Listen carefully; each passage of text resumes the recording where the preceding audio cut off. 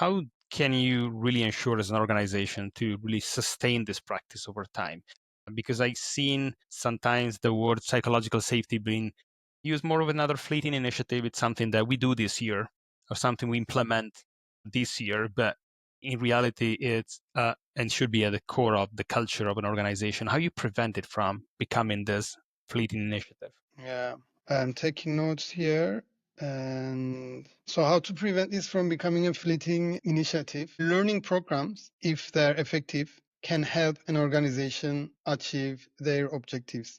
Learning programs on their own are not enough to make a change. They need to go together with some changes in an organization. There are basically three aspects in the organization that needs to be aligned with the learning programs. The first one is the culture. The second one is the power aspect. And the third one is the strategic design. I can give you an example from Facebook. I was one of the first employees of Facebook in Europe 15, 16 years ago.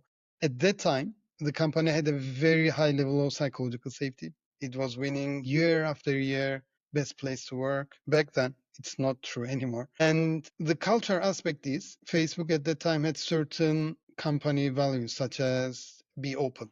Be open means, be clear about expectations from the employees, be clear about your feedback. And this value is also related to psychological safety. So the first point is, what are the values of your organization, and to what extent are these values aligned with creating psychological safety?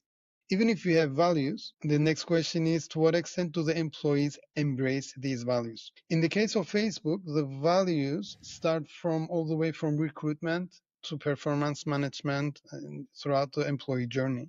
In the recruitment stage, whenever we had interviews with candidates, we used to ask them, okay, give me an example where you were open with your team member. What did you do, and what were the results? So values all the way from recruitment to performance management. Even in performance management, we used to evaluate employees based on the values. So values is aspect one. The second one is about power. It's related to the management style. Senior management, maybe we talk about psychological safety. If we are not role models in this, again, it's a barrier. In the case of Facebook, at that time, the concept was not psychological safety. Still, what the company was doing was mainly about creating that psychological safety, getting ideas, innovating, enabling employees to come up with solutions. What the company was doing at that time, the power aspect, leadership aspect, was to provide employees with learning opportunities on topics like coaching. How can you approach your work more like a coach rather than a very hands-on manager? So the second aspect is about the power, the leadership style of managers, mid, junior, mid, senior level. And the third aspect is about strategic design. It's about processes, tools, and systems that we have in place.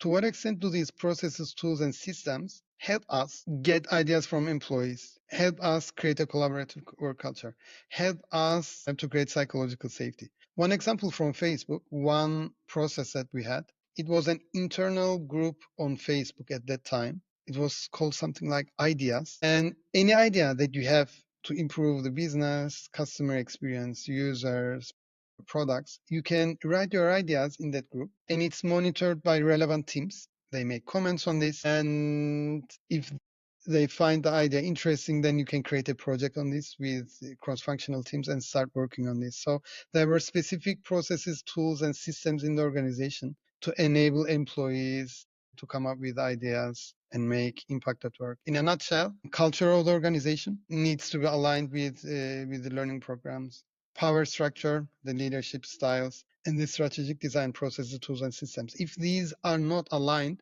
regardless of how many training programs we do, it will not make the biggest impact. It's an excellent recap